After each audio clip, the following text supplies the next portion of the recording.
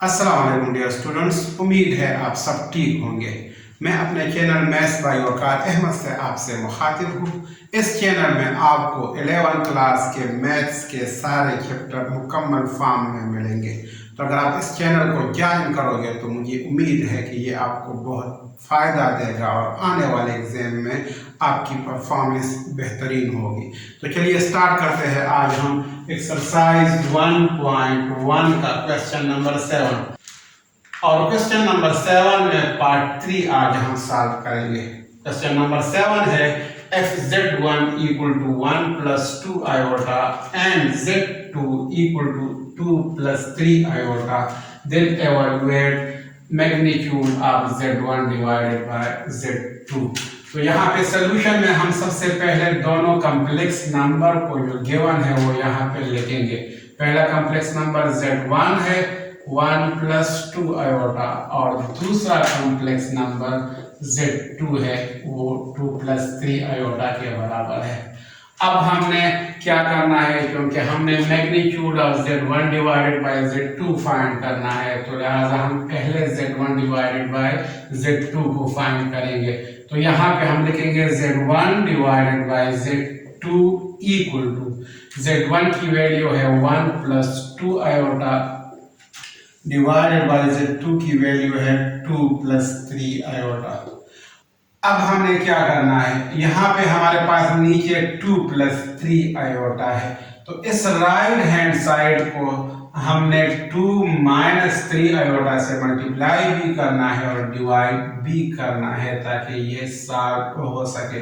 तो हम यहाँ पे लिखेंगे multiply and divide right hand side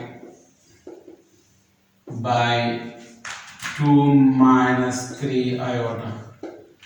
तो यहाँ पे इसको हम इस तरह लिखेंगे z1 divided by z2 equal to 1 plus 2 iota divided by 2 plus 3 iota multiply by 2 minus 3 iota और डिवाइडेड बाय 2 माइनस 3 आयोटा।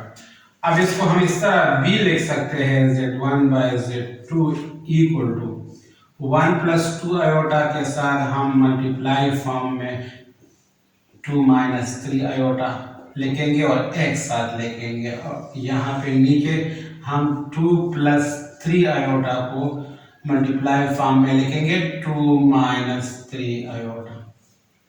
अब इसको यहाँ पे हम मजीद सिंप्लीफाई करते हैं, तो हम इसको इस तरह लिखेंगे z1 divided by z2 equal to, यहाँ पे 1 को पहले 2 माइनस 3 आयोटा के साथ मल्टीप्लाई फॉर्म में लिखेंगे, तो 1 मल्टीप्लाई बाय 2 माइनस 3 आयोटा इस तरह हम लिखेंगे, और फिर प्लस 2 आयोटा को हम 2 माइनस 3 आयोटा के साथ मल्टीप्लाई फॉर्म में लिखेंगे, 2 iota multiply by 2 minus 3 iota. और यहाँ पे नीचे हमारे पास 2 plus 3 iota into 2 minus 3 iota है, तो यहाँ पे हमारे पास एक फार्मूला है वो यूज होगा a square minus b square equal to a plus b into a minus b. तो यही फार्मूला यहाँ पे हम इस्तेमाल करेंगे।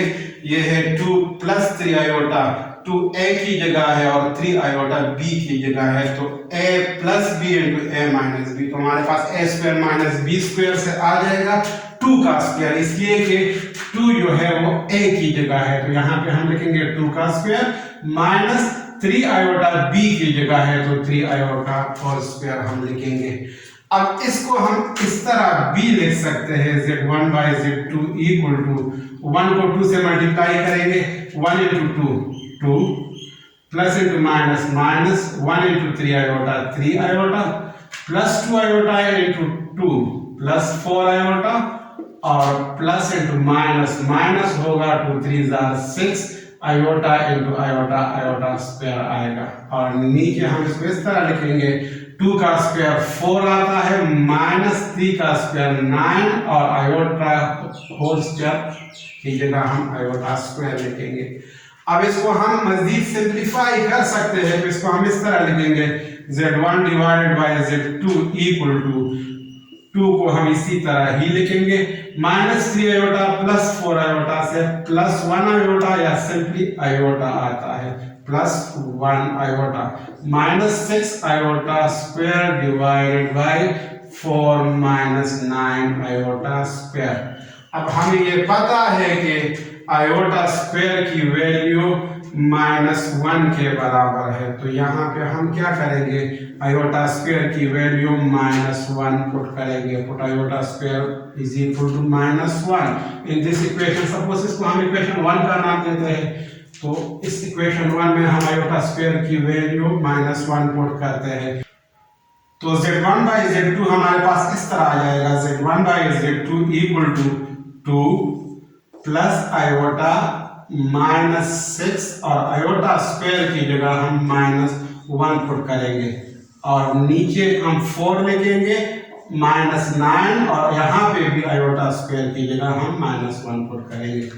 अब इसको यहाँ पे हम मजीद सिंप्लीफाई करते हैं, तो हम इसको इस तरह लिखेंगे, z1 by z2 equal to 2 plus iota, 2 plus iota, minus into minus से प्लस आता है और 6 1 6 आता है और नीचे हम लिखेंगे 4 minus into minus plus, 9 1 9 4 minus into minus plus और 9 1 9 आएगा।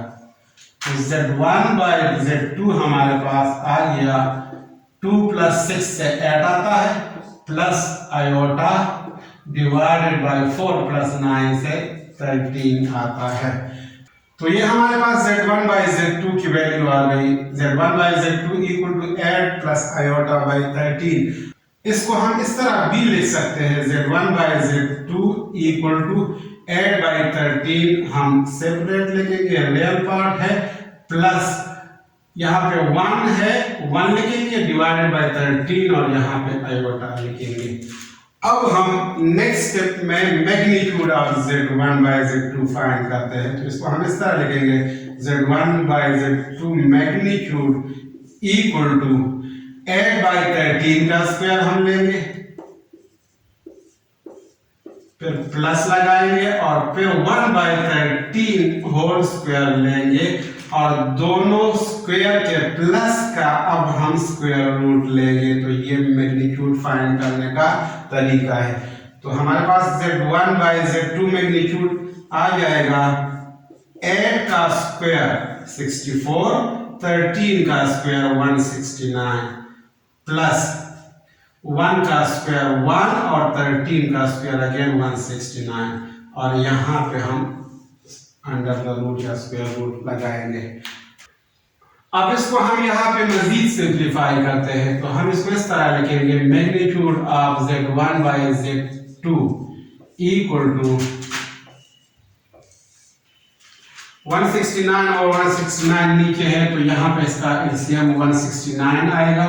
अब हमने क्या करना है, एलसीएम को इस 169 से डिवाइड करना है, तो अगर 169 को 169 से डिवाइड करेंगे तो 1 आएगा और 1 को फिर 64 से मल्टीप्लाई करना है, तो 1 मल्टीप्लाई बाय 64 से 64 आता है, प्लस बीच में है तो यहाँ पे हम प्लस लिखेंगे।